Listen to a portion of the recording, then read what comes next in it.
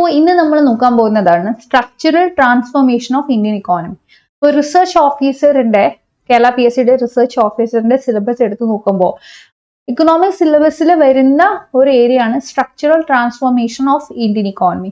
Okay, അപ്പൊ ഇതിനെ പറ്റിയിട്ടാണ് നമ്മൾ ഇന്ന് ഡീറ്റെയിൽഡ് ആയിട്ട് നോക്കാനായിട്ട് പോകുന്നത്. നമുക്കറിയാം ഇന്ത്യൻ ഇക്കോണമി എന്ന് പറയുമ്പോൾ ബ്രിട്ടീഷ് റൂൾ സമയത്ത് ഒരുപാട് എക്സ്പ്ലോയിറ്റേഷൻ ഫേസ് ചെയ്തിരുന്ന ഒരു ഇക്കോണമിയാണ് അല്ലെ. ബ്രിട്ടീഷ് റൂൾ സമയത്ത് it was a kind of ruin. Indian economy അവർ എന്ത് ചെയ്തു, എക്സ്പ്ലോയിറ്റ് ചെയ്യായിരുന്നു, ലൂട്ട് ചെയ്യായിരുന്നു, പ്ലണ്ടർ ചെയ്യായിരുന്നു. അപ്പൊ ബ്രിട്ടീഷുകാർ ഇന്ത്യയിൽ വരുന്നതിന് മുന്നേ വി വർ റിച്ച് ഇക്കോണമി, നല്ല പ്രോസ്പെറിറ്റി ഒക്കെ ഉള്ള ഒരു ഇക്കോണമി ആയിരുന്നു. അപ്പോൾ ഈ നമ്മുടെ റിസോഴ്സൊക്കെ കണ്ടിട്ട്, നമ്മുടെ ആ ഒരു പ്രോസ്പെറിറ്റി കണ്ടിട്ട് നമ്മളുമായിട്ട് നമ്മുടെ റീജിയനുമായിട്ട്, ഇന്ത്യൻ റീജിയനുമായിട്ട് ട്രേഡിൽ ഏർപ്പെടാൻ വേണ്ടിയിട്ടാണ് ആര് വന്നത്, ബ്രിട്ടീഷ് വന്നത്. അപ്പൊ ഈ ബ്രിട്ടീഷേഴ്സ് ഇന്ത്യയിൽ വന്നപ്പോൾ അവർക്ക് കാണാൻ പറ്റിയത് ഇന്ത്യൻ ഇക്കോണമിയിൽ പ്രിൻസിലി സ്റ്റേറ്റ്സ് ഒരുപാടുണ്ടായിരുന്നു. Or else we can say that Indian economy by that particular time was divided into princely states. പല പ്രിൻസിലി സ്റ്റേറ്റ്സ് ആയിട്ടായിരുന്നു അന്നത്തെ ഇന്ത്യ ഡിവൈഡ് ചെയ്യപ്പെട്ടിരുന്നത്. Okay, and the most problematic scenario here was that ഈ princely state rulers തമ്മിൽ ഒരു രീതിയിലും harmony ഇല്ലായിരുന്നു. Instead they were competing with each other to get each other's territory. ഓരോ പ്രിൻസിലി സ്റ്റേറ്റ് റൂളറും മറ്റുള്ള പ്രിൻസിലി സ്റ്റേറ്റ് റൂളേഴ്സിന്റെ ടെറിട്ടറി ക്യാപ്ചർ ചെയ്യാൻ വേണ്ടിയിട്ട് അവിടെ മറ്റ് പ്രിൻസിലി സ്റ്റേറ്റ് റൂളേഴ്സിന്റെ ടെറിട്ടറിയിൽ ഇവരുടെ ഒരു അതോറിറ്റി കൊണ്ടുവരാൻ വേണ്ടിയിട്ടുള്ള ശ്രമമായിരുന്നു. So that kind of competition was happening. So ബ്രിട്ടീഷുകാർ ഇവിടെ ട്രേഡിന് വേണ്ടിയിട്ടാണ് വന്നത്. നമ്മളുമായിട്ട് നല്ല ഒരു ട്രേഡ് റിലേഷനിൽ ഏർപ്പെടുക എന്നുള്ള ഒരു ഇന്റൻഷൻ ആയിരുന്നു അവർക്ക്. അങ്ങനെയാണ് ബ്രിട്ടീഷ് ഈസ്റ്റ് ഇന്ത്യ കമ്പനി ഇന്ത്യയിലോട്ട് വന്നത്. പക്ഷെ ഇവിടെ വന്നപ്പോൾ സംഭവം ഇതായിരുന്നു, ഒരു യൂണിറ്റി ഇല്ല, ഒരു ഹാർമണി ഇല്ല, തമ്മിൽ അടി ബഹളം. സോ ബ്രിട്ടീഷുകാർ നോക്കിയപ്പോൾ ഇന്ത്യ ഒരു റിച്ച് ആയിട്ടുള്ള റീജിയൻ ആണ്,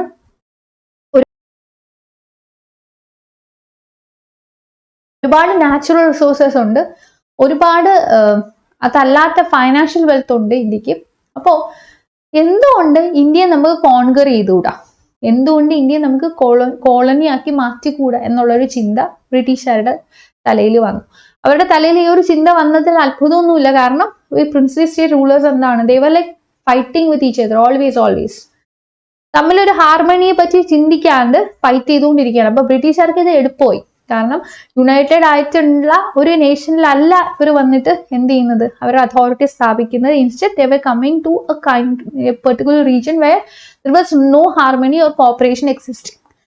അപ്പൊ ഇവരുടെ വന്നു, ഇവരുടെ അതോറിറ്റി സ്ഥാപിച്ചു. ലേറ്റർ അവർ ഗ്രാജുവലി നമ്മളെ കൺട്രോൾ ചെയ്യാൻ തുടങ്ങി, ഓരോ ഏരിയയിൽ നമ്മളെ കൺട്രോൾ ചെയ്യാൻ തുടങ്ങി. അപ്പൊ നമ്മുടെ അഗ്രികൾച്ചർ മൊത്തം അവരുടെ കയ്യിലായി.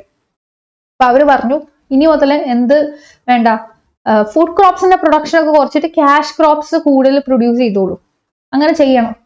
അഗൈൻ നമ്മളെ ഇവിടെ ടെനൻസി സെനാറിയോ നോക്കുമ്പോൾ അവിടെ ഭയങ്കര എക്സ്പ്ലോട്ടേറ്റീവ് ആയിട്ടുള്ള പ്രാക്ടീസ് ആയിരുന്നു. ബ്രിട്ടീഷുകാർ നമ്മുടെ ഫാർമേഴ്സിന്റെ കയ്യിൽ നിന്ന് നല്ല രീതിക്ക് റവന്യൂ കളക്ഷൻ നടത്തി. നമ്മുടെ ഇൻഡസ്ട്രി സെക്ടറിലോട്ട് വരുമ്പോൾ ബ്രിട്ടീഷുകാർ ഇന്ത്യ കണ്ടത് രണ്ട് രീതിയിലാണ്. ഒന്ന്, അവരുടെ നാട്ടിന് വേണ്ടിയിട്ടുള്ള റോ മെറ്റീരിയൽസ് നമ്മുടെ നാട്ടിൽ നിന്ന് അവർ എടുത്തുകൊണ്ട് പോയി, സോഴ്സ് ഓഫ് റോ മെറ്റീരിയൽസ് ആയിട്ട് നമ്മുടെ നാട്ടിൽ കണ്ടു.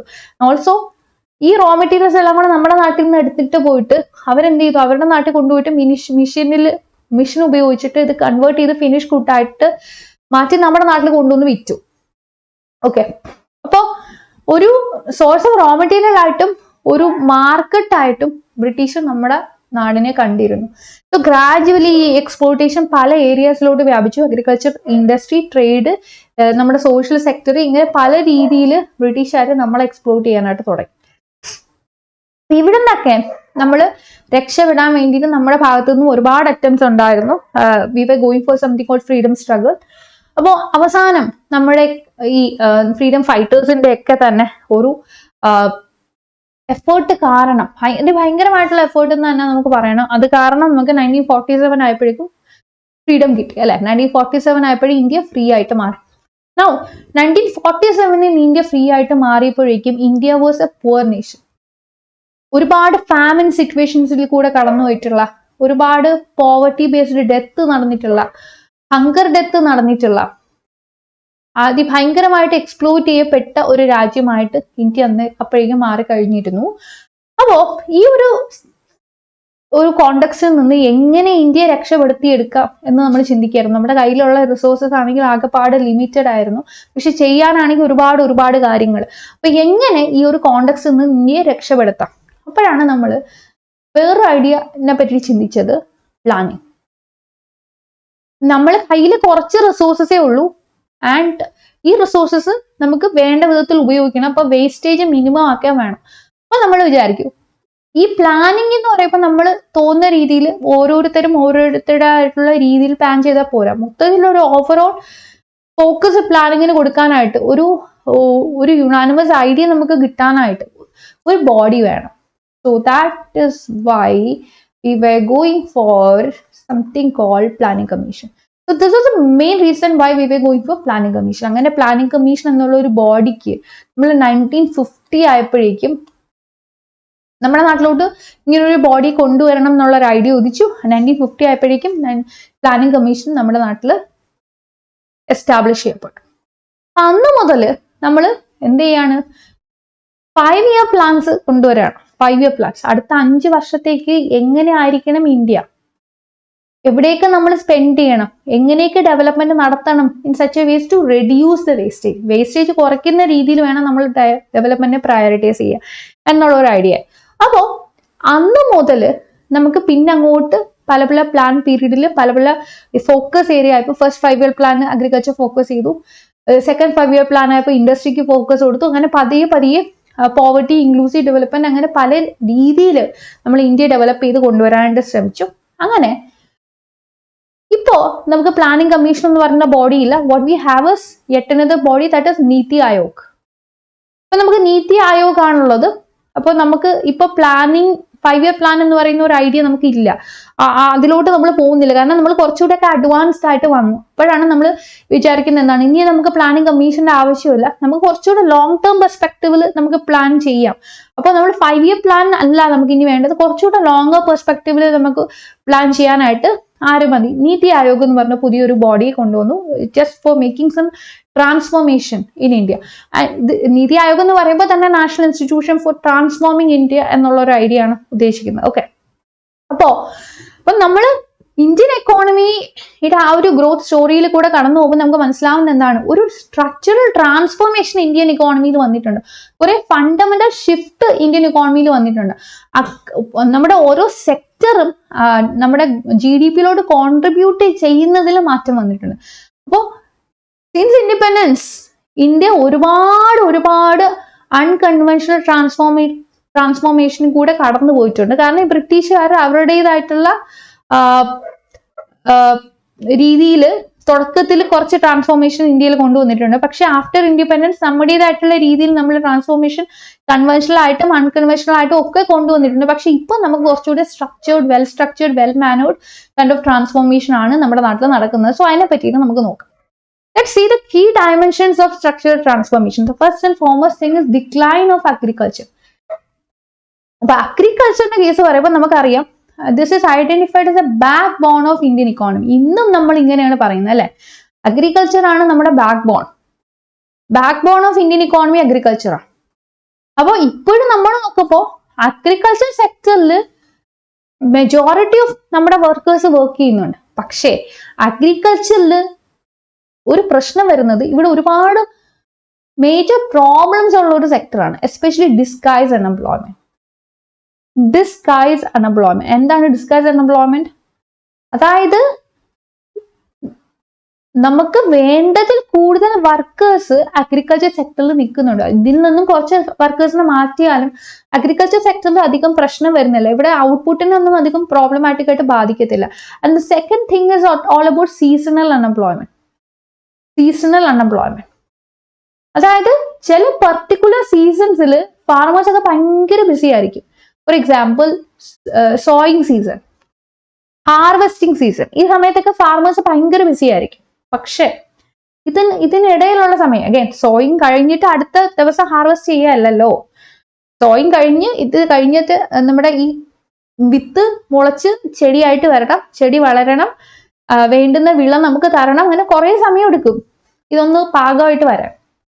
It would take time. അപ്പോ ഇതിനിടയിൽ നമ്മളെ കർഷകരെന്നും ഇവർക്ക് ജോലി ഉണ്ടായിരിക്കും? മോസ്റ്റ് പ്രോബബിളി ഇവർക്ക് എല്ലാ ദിവസവും ജോലി ഇല്ല. അപ്പോൾ സീസണൽ അൺഎംപ്ലോയ്മെന്റ് എന്ന് പറയുമ്പോൾ ചില സീസൺസിൽ ഇവർക്ക് ജോലി ഇല്ല, ഫാർമേഴ്സിനും ജോലി ഇല്ലാണ്ട് വരും. ഓക്കെ, അത് നമ്മുടെ അഗ്രികൾച്ചറിൽ ഒരു പ്രശ്നമുള്ള കാര്യമാണ്. അഗ്രികൾച്ചറിന്റെ GDP-യിലോട്ടുള്ള കോൺട്രിബ്യൂഷൻ കുറയുന്നു. അതൊന്ന്, അത് നമുക്ക് പ്രശ്നമായിട്ട് കണക്കാക്കാൻ പറ്റുന്നില്ല. കാരണം സൈമൾട്ടേനിയസ്ലി നമ്മൾ നോക്കുമ്പോൾ സർവീസ് സെക്ടറിലോട്ടുള്ള നമ്മുടെ കോൺട്രിബ്യൂഷൻ കൂടുന്നുണ്ട്. അഗ്രികൾച്ചറിലോട്ടുള്ള കോൺട്രിബ്യൂഷൻ കുറയുന്നതിനോടൊപ്പം സർവീസ് സെക്ടറിലോട്ടുള്ള കോൺട്രിബ്യൂഷൻ കൂടുന്നുണ്ട്. പക്ഷെ large proportion of A country still dependent on agriculture എന്ന് പറയുമ്പോൾ ഈ ഡിസ്കസ് അൺഎംപ്ലോയ്മെന്റ്, സീസണൽ അൺഎംപ്ലോയ്മെന്റ് അവിടെ വന്ന് പ്രശ്നം വഷളാക്കുന്നുണ്ട്. അടുത്തത്, വാട്ട് അബൌട്ട് അവർ ഇൻഡസ്ട്രി? നമ്മുടെ ഇൻഡസ്ട്രിക്ക് എന്താ സംഭവിക്കുന്നത്? സെക്കൻഡറി സെക്ടറിൽ അല്ലെങ്കിൽ മാനുഫാക്ചറിങ് സെക്ടറിൽ, ഇപ്പൊ ഇൻഡസ്ട്രി വിളിക്കുന്ന പല പേരുകളാണ്. മാനുഫാക്ചറിങ് സെക്ടർ എന്ന് വിളിക്കുന്നുണ്ട്. ആൻഡ് ഓൾസോ നമുക്ക് സെക്കൻഡറി സെക്ടർ എന്ന് വിളിക്കാം. അപ്പൊ ഇവിടെ എന്താ സംഭവിക്കുക? ഇവിടെ നമ്മൾ വിചാരിച്ച അത്ര എക്സ്പാൻഷൻ നടക്കുന്നുണ്ടോ എന്ന് ചോദിച്ചിട്ടുണ്ടെങ്കിൽ ഡൗട്ട് ഉണ്ട്. കാരണം നമ്മൾ ഒരുപാട് മെഷേഴ്സ് എടുക്കുന്നുണ്ട്. Like going for make in India programme നമ്മൾ ഇവിടെ എടുക്കുന്ന ഒരു മെഷറാണ്. ഇപ്പൊ ഇന്ത്യയിലെ മാനുഫാക്ചറിങ് കൂട്ട് എങ്ങനെയെങ്കിലുമൊക്കെ ബൂസ്റ്റ് ചെയ്യുക എന്നുള്ള ഒരു ഐഡിയ ആണ്. നമ്മൾ ഫോറിൻ ഡയറക്റ്റ് ഇൻവെസ്റ്റ്മെന്റ് ഇൻഡസ്ട്രിയൽ സെക്ടറിൽ പ്രൊമോട്ട് ചെയ്യുന്നുണ്ട്. അത് കുറെ കാര്യങ്ങൾ ചെയ്യുന്നുണ്ട്. Micro, small and medium scale എന്റർപ്രൈസസിന് വേണ്ടിയിട്ടുള്ള മുദ്രാ ലോൺ, ഇതൊക്കെ എന്താണ് നമ്മുടെ ഇൻഡസ്ട്രിയൽ സെക്ടറിന് നന്നായിട്ട് പൊക്കി കൊണ്ടുവരാൻ വേണ്ടിയിട്ട് നമ്മൾ എടുക്കുന്ന സ്റ്റെപ്സ് ആണ്. പക്ഷേ ഇതൊക്കെ എടുത്തിട്ടും പ്രശ്നങ്ങൾ കുറച്ചുണ്ട്. Secondary sector has grown, but it has not expanded sufficiently to absorb the labor surplus migrating from agriculture. അഗ്രികൾച്ചറിൽ നിന്ന് മൈഗ്രേറ്റ് ചെയ്യുന്ന, അഗ്രികൾച്ചറിൽ ഡിസ്കസ് അൺഎംപ്ലോയ്മെന്റ്, സീസണൽ അൺഎംപ്ലോയ്മെന്റ് ഒക്കെ കാരണം അഗ്രികൾച്ചർ സെക്ടറിൽ നിന്ന് മൈഗ്രേറ്റ് ചെയ്യുന്ന ലേബറിന് അത്രയും കൂടി നമുക്ക് ഇങ്ങോട്ട് അബ്സോർബ് ചെയ്തെടുക്കാൻ പറ്റുന്നില്ല. സോ അതൊരു വലിയ പ്രോബ്ലമാണ്. അപ്പൊ നമുക്ക് മേക്ക് ഇൻ ഇന്ത്യ ഉണ്ട്, MSME പ്രൊമോട്ട് ചെയ്യുന്ന സ്കീംസ് ഉണ്ട്, ഒരുപാട് സ്കീംസ് വെച്ചിട്ട് നമ്മൾ മാനുഫാക്ചറിങ് സെക്ടറിനെ പ്രൊമോട്ട് ചെയ്യുന്നുണ്ട്. Again FDI, foreign direct investment ഒക്കെ കൊണ്ടുവന്ന് ചെയ്യുന്നുണ്ട്. പക്ഷെ പ്രശ്നം ഇതാണ്, ഈ ലേബറിന് വേണ്ടുന്ന ഒരു പ്ലാറ്റ്ഫോം ഇൻഡസ്ട്രിയൽ സെക്ടർ കൊടുക്കുന്നില്ല എന്നല്ല, കൊടുക്കുന്നുണ്ട്. പക്ഷെ that is just limited. Now, coming to our services. Service sector എപ്പോഴും നമ്മുടെ GDP കോൺട്രിബ്യൂഷൻ എടുത്തു നോക്കുകയാണെങ്കിൽ ഇപ്പോൾ ഒരു മേജർ കോൺട്രിബ്യൂട്ടർ ആണ്. Over 50% of our GDP service sector contribute ചെയ്യുന്നതാണ്. And also it's the fastest growing sector. ഇപ്പൊ നമ്മുടെ സർവീസ് സെക്ടർ എടുത്തു നോക്കുകയാണെങ്കിൽ ബാങ്കിങ്ങിലൊക്കെ നമുക്കറിയാം, ഇപ്പൊ നമുക്ക് ഡിജിറ്റൽ ബാങ്കിങ് ഒക്കെ ഉണ്ടല്ലേ, ഡിജിറ്റൽ ബാങ്കിങ് ഉണ്ട്. Again government financial inclusion programmes ഒക്കെ കൊണ്ടുവന്നിട്ടുണ്ട്. എന്താണ് ഫൈനാൻഷ്യൽ ഇൻക്ലൂഷൻ പ്രോഗ്രാംസ് എന്ന് പറയുമ്പോൾ? എല്ലാവർക്കും ഫൈനാൻഷ്യൽ സർവീസസ് കിട്ടണം, അതിന് വേണ്ടിയിട്ടുള്ള മെഷേഴ്സ്. അപ്പോൾ നമ്മളിപ്പോൾ റൂറൽ ഏരിയാസിലൊക്കെ നോക്കുകയാണെങ്കിൽ നമുക്ക് കാണാൻ പറ്റും, ഒരുപാട് ബാങ്കിന്റെ പ്രസൻസ് അവിടെ കാണാൻ പറ്റും. പണ്ടൊക്കെ SBI അർബൻ ഏരിയയിൽ മാത്രം നിന്നിരുന്ന SBI, അല്ലെങ്കിൽ സിറ്റി ഏരിയ, ടൗൺ ഏരിയാസിൽ മാത്രം നിന്നിരുന്ന SBIയുടെ ബ്രാഞ്ച് പോലും നമുക്കിപ്പോൾ റൂറൽ ഏരിയയിൽ കാണാൻ പറ്റുന്നുണ്ടെങ്കിൽ എന്താണത്? It is something to deal with financial inclusion. അപ്പോൾ പണ്ട് ഗവൺമെന്റ് നോക്കുമ്പോൾ കുറച്ച് പേർക്ക് മാത്രം ബാങ്ക് അക്കൗണ്ട് ഉണ്ട്. ഇന്ത്യയിൽ ടോട്ടൽ പോപ്പുലേഷനിൽ കുറച്ച് പേർക്ക് മാത്രം ബാങ്ക് അക്കൗണ്ട് ഉണ്ട്. So government was conducting A study, എന്തുകൊണ്ടാണ് വളരെ കുറച്ച് പേർക്ക് മാത്രം ബാങ്ക് അക്കൗണ്ട് ഉള്ളത്, കുറെ പേർക്കും ബാങ്ക് അക്കൗണ്ട് ഇല്ലാത്തത് എന്ന് ഗവൺമെന്റ് മനസ്സിലാക്കാൻ ശ്രമിച്ചു. അപ്പോൾ ഗവൺമെന്റ് മനസ്സിലായത്, ആൾക്കാർ പല എക്സ്പ്ലനേഷൻ ഇവിടെ പറയുന്നുണ്ടായിരുന്നു. മെയിനായിട്ടും ആൾക്കാർ പറഞ്ഞത്, ഒന്ന്, എന്തിനാ വെറുതെ ബാങ്ക് അക്കൗണ്ട് എടുക്കുന്നേ? സോ ബാങ്ക് അക്കൗണ്ട് എടുക്കാനായിട്ട് എവിടെ പോകണം? സിറ്റിയിൽ പോകണം, അല്ലെങ്കിൽ ടൗണിൽ പോകണം. അപ്പോൾ ബാങ്ക് അക്കൗണ്ട് എടുത്താൽ ബാങ്കിന്റെ ട്രാൻസാക്ഷൻസ് നേരെ രീതിയിൽ മെയിൻറ്റെയിൻ ചെയ്യണം. ട്രാൻസാക്ഷൻസ് സമയാസമയം നടത്തണം. നമ്മളൊരു അക്കൗണ്ട് എടുത്തിട്ട് അവിടെ ട്രാൻസാക്ഷൻ ഒന്നും നടത്താതിരുന്നാൽ കുറെ നാൾ കഴിയുമ്പം that will be like frozen അല്ലെ. ബാങ്കുകാര് നമുക്ക് അക്കൗണ്ട് തരുന്നത് അവർക്ക് കൂടെ പ്രോഫിറ്റ് കിട്ടാൻ വേണ്ടിയിട്ടല്ലേ, ഒരു മെയിൻ്റനൻസ് ചാർജ് ഒക്കെ നമ്മൾ കൊടുക്കുന്നുണ്ട്. അപ്പം നമ്മൾ ഈ അക്കൗണ്ട് മെയിൻറ്റെയിൻ ചെയ്യണമെങ്കിൽ ട്രാൻസാക്ഷൻസ് ഇടയ്ക്കിടയ്ക്ക് നടത്തണം. അപ്പോൾ റൂറൽ ഏരിയ ആൾക്കാരാണ്, അവർക്ക് ഈ ഡിജിറ്റൽ ട്രാൻസാക്ഷനെ പറ്റിയിട്ടൊക്കെ അന്നത്തെ കാലത്ത് വലിയ അറിവില്ലായിരുന്നു. അഗൈൻ ഡിജിറ്റൽ ട്രാൻസാക്ഷൻ അന്ന് വലിയ രീതിയിൽ പ്രൊമോട്ട് ചെയ്യപ്പെട്ടിട്ടുമില്ലായിരുന്നു. അപ്പോൾ ട്രാൻസാക്ഷൻസ് നടത്തണമെങ്കിൽ ബാങ്കിൽ പോകണം, ഇടയ്ക്കിടയ്ക്ക് ഈ ട്രാൻസാക്ഷൻ നടത്താനായിട്ട് ബാങ്കിൽ പോകണം. അപ്പൊ അത് അധിക ചെലവാണ്, കഷ്ടപ്പാടാണ്. That is one reason. അപ്പൊ എന്തിനാ വെറുതെ ബാങ്ക് അക്കൗണ്ട് എടുക്കുന്നത് എന്ന് ആൾക്കാർ ചോദിച്ചു. രണ്ടാമത്തെ കാര്യം, ആൾക്കാർ പറഞ്ഞു ബാങ്ക് അക്കൗണ്ട് എടുത്തിട്ട് കാര്യമില്ല, ബാങ്ക് അക്കൗണ്ട് എടുക്കുമ്പോൾ പൈസ തരാനായിട്ട് ആരെങ്കിലും വേണ്ടേ, ബാങ്ക് അക്കൗണ്ട് വഴി പൈസ ഇട്ട് തരാനായിട്ട് ആരെങ്കിലും വേണ്ടേ, അപ്പൊ അങ്ങനെ തരാൻ ആരുമില്ല, അപ്പൊ വെറുതെ എന്തിനാ ബാങ്ക് അക്കൗണ്ട് എടുക്കുന്നത്. ഇത് രണ്ടാമത്തെ കാര്യം. ഇങ്ങനെ രണ്ട് കാര്യങ്ങളാണ് ആൾക്കാർ മെയിനായിട്ട് പറഞ്ഞത്. അപ്പൊ ഗവൺമെന്റ് വിചാരിച്ചു ശരിയാണ്, ഇവർ പറയുന്നതിൽ കാര്യമുണ്ട്. ഇപ്പൊ ഗവൺമെന്റ് RBI ആയിട്ടൊക്കെ ഡിസ്കഷൻസ് നടത്തി, നിങ്ങൾ മോണിറ്ററി പോളിസി കമ്മിറ്റിയൊക്കെ പറ്റിയിട്ട് കേട്ടിട്ടുണ്ടാവും. അപ്പൊ ഗവൺമെന്റും RBI നമ്മുടെ സെൻട്രൽ ബാങ്കുമായിട്ട് നല്ല ടൈപ്പ് ആണ്. സോ ഇവർ തമ്മിൽ വേണ്ടുന്നത്ര രീതിയിൽ വേണ്ട സമയത്ത് വേണ്ട കാര്യങ്ങളെ പറ്റിയിട്ട് ഇന്ററാക്ഷൻ നടത്തുന്നതിന്റെ ഫലമായിട്ടാണ് നമ്മുടെ ഫിസിക്കൽ പോളിസിയും മോണിറ്ററി പോളിസിയും തമ്മിലൊരു ഇന്ററാക്ഷൻ ഉള്ളതിന്റെ ഫലമായിട്ടാണ് നമ്മുടെ ഇന്ത്യയിൽ അധികം ഫ്ലക്ച്വേഷൻസും ബാധിക്കപ്പെടാത്തത്. അല്ലെങ്കിൽ ലോകത്തെമ്പാടുമുള്ള ഫ്ലക്ച്വേഷൻസ് മൊത്തം നമ്മുടെ നാട്ടിലും അതിഭയങ്കരമായിട്ട് ബാധിച്ചേനെ. ഇപ്പൊ 2008 ക്രൈസിസ് പോലും നമ്മുടെ രാജ്യത്ത് വളരെ ചെറിയ തോതിൽ മാത്രം ബാധിക്കപ്പെട്ടത്. ഡെഫിനറ്റ്ലി ബാധിച്ചില്ല എന്നല്ല, ബാധിച്ചു. പക്ഷെ മറ്റ് രാജ്യങ്ങളൊക്കെ വെച്ച് നോക്കുമ്പോൾ ഇന്ത്യയിൽ അത് അത്ര കണ്ട് ബാധിച്ചിട്ടില്ല എന്ന് വേണം നമ്മൾ മനസ്സിലാക്കാൻ. അപ്പൊ ഇതിന്റെയൊക്കെ മെയിൻ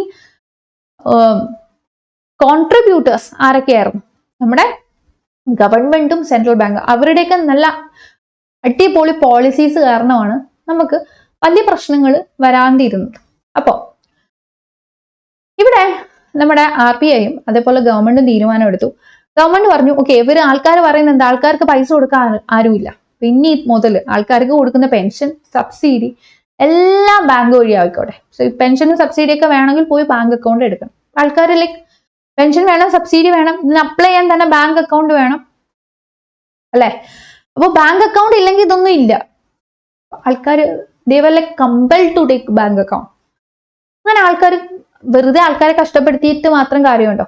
അപ്പൊ RBI പറഞ്ഞു ഓക്കെ, നമ്മളും ഒരു കാര്യം ചെയ്യാം, നമ്മൾ കമേഴ്ഷ്യൽ ബാങ്ക്സിന്റെ അടുത്തൊക്കെ പറയാം റൂറൽ ബ്രാഞ്ചസും കൂടെ ഓപ്പൺ ചെയ്യാം. അപ്പൊ നിങ്ങൾക്ക് അർബൻ ബ്രാഞ്ചസ് ഓപ്പൺ ചെയ്യണമെങ്കിൽ ഇത്ര അർബൻ ബ്രാഞ്ചസ് ഓപ്പൺ ചെയ്യണമെങ്കിൽ you have to open some rural branches also. അപ്പൊ റൂറൽ ബ്രാഞ്ചസും ഓപ്പൺ ചെയ്യുക എന്നുള്ളത് ഒരു കമ്പൽസറി പരിപാടിയാക്കി മാറ്റി. അപ്പോൾ ഇപ്പോൾ നമ്മൾ നോക്കുമ്പോൾ ഏതൊക്കെ ബാങ്ക് റൂറൽ ഏരിയസിലുള്ളത്, HDFC ഉണ്ട്, ആക്സിസ് ബാങ്ക് ഉണ്ട്, കാനറ ഉണ്ട്, SBI ഉണ്ട്, അങ്ങനെ ഒരുപാട് ബാങ്കുകൾ നമുക്ക് കാണാൻ പറ്റും അല്ലെ. അപ്പൊ ആൾക്കാർ ഇപ്പൊ നോക്കുമ്പോൾ റൂറൽ ബാങ്ക് ബ്രാഞ്ചസ് അവൈലബിൾ ആണ്. ആൻഡ് ഓൾസോ അവർക്ക് സിറ്റിയിലും ടൗണിലും ഒന്നും പോയിട്ട് ബാങ്ക് അക്കൗണ്ട് തുടങ്ങേണ്ട ആവശ്യമില്ല, അവരുടെ തൊട്ടടുത്ത് തന്നെ ബാങ്കുകളുണ്ട് അല്ലെ. അപ്പോൾ അഗൈൻ ഇപ്പൊ ഡിജിറ്റൽ ബാങ്കിങ് ആണ്, കാര്യങ്ങളെല്ലാം പടപട നടക്കും. പണ്ട് ക്രെഡിറ്റ് കാർഡ്, ഡെബിറ്റ് കാർഡ് ഒക്കെ കൊണ്ടു നടക്കണമായിരുന്നു, ATM കാർഡ് കൊണ്ടു നടക്കണമായിരുന്നു. ഇപ്പൊ അതുപോലും വേണ്ട. Even if you are not having any cards, നിങ്ങളുടെ ബാങ്കിങ് കാര്യങ്ങളൊക്കെ നടക്കും, നിങ്ങൾക്ക് ട്രാൻസാക്ഷൻസ് നടത്താൻ പറ്റും അല്ലെ. അപ്പോ ജസ്റ്റ് ഒരു എക്സാമ്പിൾ പറഞ്ഞാണ്, സർവീസ് സെക്ടർ ഇങ്ങനെ വളർന്നുകൊണ്ടിരിക്കുകയാണ്. The same happens with health sector. ഹെൽത്തിലും ഒരു ഡിജിറ്റൽ സെനാറിയോ വരുന്നുണ്ട് അല്ലെ. എഡ്യൂക്കേഷൻ, ഡിജിറ്റൽ കോണ്ടെക്സ്റ്റ് അവിടെയും വരുന്നുണ്ട്. സോ നമ്മുടെ സർവീസ് സെക്ടർ ഇങ്ങനെ വളർന്നുകൊണ്ടിരിക്കുകയാണ്, നമ്മുടെ IT ഇങ്ങനെ വളർന്നുകൊണ്ടിരിക്കുകയാണ്. IT sector, banking, education, health ഇതൊക്കെ തന്നെ വളർന്നുകൊണ്ടിരിക്കുകയാണ്. സോ നമ്മുടെ service sector is identified as the fastest growing sector. Now let's see the phases, different phases of our transformation. ആദ്യത്തെ ഫേസ് 1947 മുതൽ 1980 വരെ എടുക്കാം. അപ്പൊ ഈ ഒരു സമയത്ത് നമ്മളെ പ്ലാനിങ് വളരെ വലിയ തോതിൽ പ്രാധാന്യം വഹിച്ചിട്ടുണ്ട്. പ്ലാനിങ്. സോ ഇവിടെയാണ് നമ്മുടെ പ്ലാനിങ് കമ്മീഷന് മേജർ റോള് വരുന്നത്. പ്ലാനിങ് കമ്മീഷൻ ഈ ഒരു സമയത്ത് ഇമ്പോർട്ട് സബ്സ്റ്റിറ്റ്യൂഷൻ എന്ന് പറയുന്ന ഒരു ഐഡിയ നമ്മൾ ഫോക്കസ് ചെയ്തിരുന്നു. നമ്മൾ നോക്കുമ്പോൾ എത്രമാത്രം എക്സ്പോർട്ട് പ്രൊമോട്ട് ചെയ്യാൻ പറ്റും അത്രയും പ്രൊമോട്ട് ചെയ്താൽ നമുക്ക് ഇങ്ങോട്ട് കുറേ പൈസ കിട്ടും. നമ്മൾ എക്സ്പോർട്ട് ചെയ്യുന്ന രാജ്യങ്ങൾ നമുക്ക് ഇങ്ങോട്ട് പൈസ തരും. പൈസ തന്നിട്ടാണല്ലോ നമ്മുടെ സാധനങ്ങൾ വാങ്ങിക്കുന്നത്. ആൻഡ് ഓൾസോ കൂടുതൽ സാധനങ്ങൾ ഇമ്പോർട്ട് ചെയ്താൽ എന്ത് പറ്റും, നമ്മൾ മറ്റു രാജ്യങ്ങൾക്ക് കൂടുതൽ പൈസ അങ്ങോട്ട് കൊടുക്കണം, നമ്മുടെ കയ്യിൽ നിന്ന് പൈസ പോകുന്നതാണ്. സോ എന്തിനാ വെറുതെ അൺനെസസറി ആയിട്ടുള്ള സാധനങ്ങൾ നമ്മൾ മറ്റു രാജ്യങ്ങളിൽ നിന്നും വാങ്ങുന്നത്? So why can we produce something similar in India? അതേ കമോഡിറ്റി പ്രൊഡ്യൂസ് ചെയ്യാൻ പറ്റിയില്ലെങ്കിൽ സംതിങ് സിമിലർ ഓൾട്ടർനേറ്റീവ് ആയിട്ട് എന്തെങ്കിലും നമുക്ക് പ്രൊഡ്യൂസ് ചെയ്തുകൂടി. ഈ ഒരു സമയത്ത് നമ്മൾ കൂടുതൽ പ്രാധാന്യം കൊടുത്തത് അഗ്രികൾച്ചറിന് പ്രാധാന്യം കൊടുത്തു. ഫസ്റ്റ് 5 year പ്ലാൻ അഗ്രികൾച്ചർ പ്രാധാന്യം കൊടുത്തു. ഓക്കെ, നമ്മൾ ഹെവി ഇൻഡസ്ട്രീസിന് പ്രാധാന്യം കൊടുത്തു, which came to the second 5 year plan. Second 5 year പ്ലാനിൽ എന്ത് സംഭവിച്ചു? കൂടുതൽ ഇൻഡസ്ട്രിയലൈസേഷൻ എന്ന് പറയുന്ന ഒരു ഐഡിയയിലേക്ക് നമ്മൾ പോയി അല്ലെ. അപ്പോ അഗ്രികൾച്ചറിന് പ്രാധാന്യം കൊടുക്കാനായിട്ട് നമ്മൾ ഗ്രീൻ റെവല്യൂഷൻ പോലുള്ള മെക്കാനിസംസ് എടുത്തു.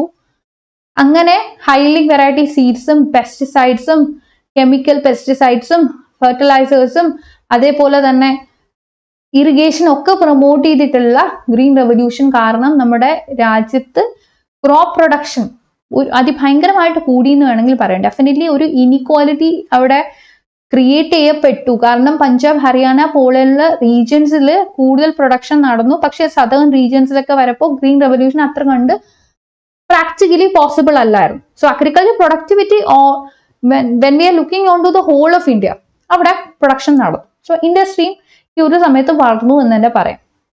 And what happen between 1980 and 1991? ഈ ഒരു സമയത്ത് നമുക്ക് ഈ ലിബറലൈസേഷനിലോട്ട് പോകേണ്ട ഒരു അവസ്ഥ വന്നു എന്ന് വേണമെങ്കിൽ പറയാം. അതായത് by the end of 1980s നമുക്കൊരു BOP ക്രൈസിസ് വന്നു. That is balance of payment crisis. Okay, ഈ ബാലൻസ് ഓഫ് പേയ്മെന്റ് ക്രൈസിസ് വന്നു എന്ന് പറയുമ്പോൾ നമ്മുടെ എക്സ്പോർട്ട് റെസീറ്റ് എന്ന് പറയുന്നത്, അതായത് എക്സ്പോർട്ടിൽ നിന്ന് നമുക്ക് കിട്ടിക്കൊണ്ടിരുന്ന പൈസ, this was very much lesser than import payments. അതായത് ഇമ്പോർട്ടിലേക്ക് നമ്മൾ കൊടുക്കുന്ന പൈസ, ഇമ്പോർട്ട് പേയ്മെന്റ്. അപ്പൊ എക്സ്പോർട്ട് വഴി നമുക്ക് കിട്ടുന്ന പൈസയും ഇമ്പോർട്ട് കാരണം നമ്മൾ അങ്ങോട്ട് കൊടുക്കുന്ന പൈസയും കൂടെ കമ്പയർ ചെയ്തപ്പോൾ ഇമ്പോർട്ട് കാരണം നമ്മൾ അങ്ങോട്ട് കൊടുക്കുന്ന പൈസയായി കൂടുതൽ. ഇത് കാരണം നമ്മൾ അതിഭയങ്കരമായിട്ടുള്ള ഒരു BOP ക്രൈസിസിലേക്ക് പോയി. അപ്പൊ ഇന്ത്യക്ക് ബോറോയിങ് എന്ന് പറയുന്ന ഇല്ലാതെ ജീവിക്കാൻ പറ്റാത്ത ഒരു അവസ്ഥയാണ്. So what happen was that India was going to IMF-ൽ നിന്നും ലോൺ എടുക്കേണ്ട അവസ്ഥ ഇന്ത്യക്ക് വന്നു. അപ്പൊ IMF പറഞ്ഞു ലോണൊക്കെ തരാം, പക്ഷേ you have to structure your economy little more. ഒരു സ്ട്രക്ചറൽ ട്രാൻസ്ഫോർമേഷൻ നിങ്ങളുടെ ഇക്കോണമിയിൽ കൊണ്ടുവരണം. സ്ട്രക്ചറൽ ട്രാൻസ്ഫോർമേഷൻ കൊണ്ടുവരണം. അപ്പൊ അന്ന് വരെ നമ്മുടെ ഇന്ത്യൻ ഇക്കോണമി ഇമ്പോർട്ട് സബ്സ്റ്റിറ്റ്യൂഷനിലേക്ക് പൊക്കോണ്ടിരുന്നു. ഇമ്പോർട്ടിനെ അധികം ഫെസിലിറ്റേറ്റ് ചെയ്യാനായിട്ടുള്ള മെഷേഴ്സ് ഒന്നും എടുത്തില്ല. എങ്ങനെയെങ്കിലും ഒക്കെ നമ്മൾ ഈ ട്രേഡ് ഇമ്പോർട്ട് റെസ്ട്രിക്ട് ചെയ്യാൻ വേണ്ടിയിട്ടുള്ള ശ്രമങ്ങൾ നടത്തിക്കൊണ്ടിരുന്നു. അധികം ടാരിഫ് കൊണ്ടുവന്നു, അധികം കോട്ട കൊണ്ടുവന്നു, ഒക്കെ അങ്ങനെയൊക്കെ തന്നെ ഇമ്പോർട്ടിനെ എങ്ങനെയെങ്കിലും ഒക്കെ കുറയ്ക്കാൻ വേണ്ടിയിട്ടുള്ള മെഷേഴ്സ് ആണ് എടുത്തത്. അപ്പോൾ നമ്മുടെ IMF പറഞ്ഞാൽ അങ്ങനെ ആയാൽ പറ്റില്ല, നിങ്ങൾ നിങ്ങളുടെ വേൾഡ് ഇക്കോണമി ആയിട്ട് നല്ല രീതിയിലുള്ള ബന്ധം സ്ഥാപിക്കണം. സോ അതിനായിട്ട് നിങ്ങൾ എന്തെടുക്കണം? LPG, ലിബറലൈസേഷൻ, പ്രൈവറ്റൈസേഷൻ, ഗ്ലോബലൈസേഷൻ, ഈ മെഷേഴ്സ് നിങ്ങൾ എടുക്കണം. സോ ഇനിഷ്യലി അപ്പൊ 1991 വന്നപ്പോൾ സ്ട്രക്ചർ റിഫോംസിന്റെ തുടക്കമാണ്, ഇക്കണോമിക് റിഫോംസിന്റെ തുടക്കമാണ്, LPGയുടെ തുടക്കമാണ്. ആ സമയത്ത് എന്ത് പറ്റി? ഗ്രാജുവലി ഇന്ത്യ ഈ ഇൻഡസ്ട്രിയൽ കൺട്രോൾസ് ഒക്കെ മാറ്റി, സർവീസ് സെക്ടറിന് കൂടുതൽ പ്രാധാന്യം കൊടുത്തു. അപ്പൊ അത് കാരണം ഈ ഗ്രോത്തിന് ഒരു ആക്സിലറേഷൻ സംഭവിച്ചു. ഗ്രോത്ത് പതിയെ വളരാനായിട്ട് തുടങ്ങി.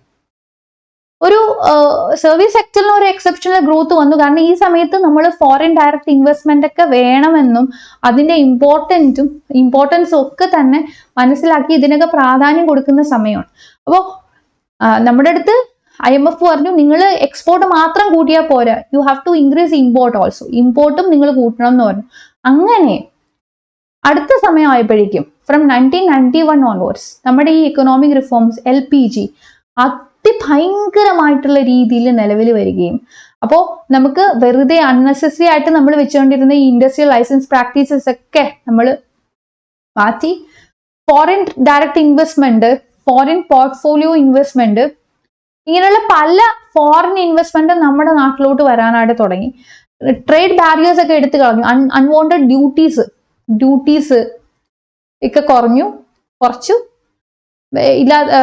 വെറുതെ ഡ്യൂട്ടീസ് ഒന്നും കൊണ്ടുവന്നിട്ട്, ഇമ്പോർട്ട് ഡ്യൂട്ടീസ് ഒക്കെ കൊണ്ടുവന്നിട്ട്, അല്ലെങ്കിൽ ടാരിഫ് കൊണ്ടുവന്നിട്ട്, അല്ലെങ്കിൽ കോട്ട കൊണ്ടുവന്നിട്ട് ഇമ്പോർട്ടിനെ കുറയ്ക്കുക എന്നുള്ളൊരു ഐഡിയ നമ്മൾ മാറ്റി. സോ ഓട്ടോമാറ്റിക്കലി എന്ത് പറ്റും? അഗൈൻ ഗ്ലോബലൈസേഷൻ എന്ന് പറയുമ്പോൾ നമ്മൾ വേൾഡ് ഇക്കോണമിയായിട്ട് കൂടുതൽ കണക്റ്റഡ് ആയിട്ട് മാറി. ഓക്കെ, സോ ഓട്ടോമാറ്റിക്കലി നമുക്ക് എന്ത് കാണാൻ പറ്റി? Export and import of goods and services ഇവിടെ എന്ത് സംഭവിച്ചു? ഇവിടെ ഇൻക്രീസ് ചെയ്തു. എക്സ്പോർട്ട് മാത്രമല്ല ഇമ്പോർട്ടും കൂടി, അഗൈൻ ഗുഡ്സ് മാത്രമല്ല സർവീസസും കൂടി. ഓക്കെ, സോ ഈ ഒരു ഫേസ് 1991 മുതൽ ഇങ്ങോട്ട് ഇന്ത്യക്ക് വന്ന ആ ഒരു മാറ്റത്തിന്റെ ഇഫക്റ്റ് ആണ് ഇന്ന് നമ്മൾ അനുഭവിക്കുന്ന ഇന്ത്യയുടെ ആ ട്രാൻസ്ഫോർമേഷൻ. ഓക്കെ, സോ ഇന്ന് നമ്മൾ കാണുന്ന ഇന്ത്യ ഡെഫിനറ്റ്ലി 1991 നമ്മൾ എടുത്ത ആ LPG റിഫോമിനെ ബേസ് ചെയ്തിട്ടുള്ള ഒരു ഇന്ത്യ ആണ് നമ്മൾ പറയേണ്ടി വരും.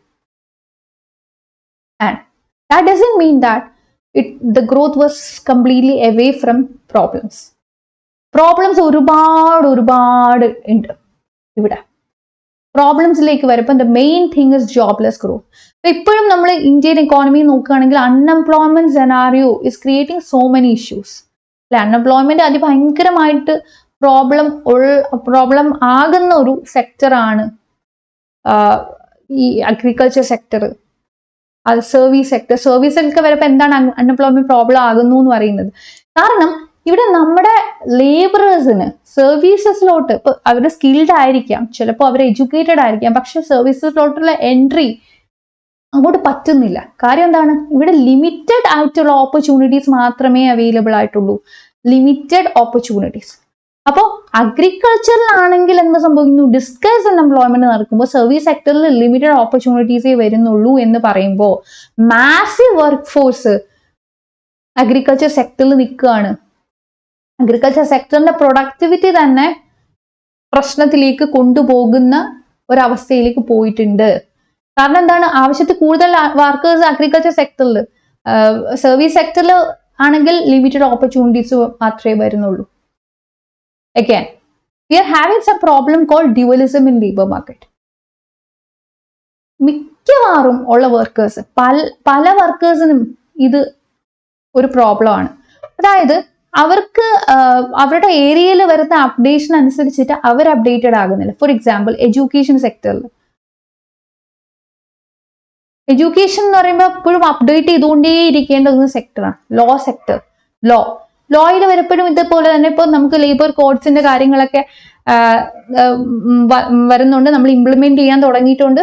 അപ്പോ ഇതനുസരിച്ചിട്ട് ലോയേഴ്സും അപ്ഡേറ്റഡ് ആവണം, അല്ലെ? അഗൈൻ ലേബർ കോർട്ടിൽ പ്രാക്ടീസ് ചെയ്യുന്ന ലോയേഴ്സ് അഗൈൻ കുറച്ചും കൂടെ അപ്ഡേറ്റഡ് ആവണം.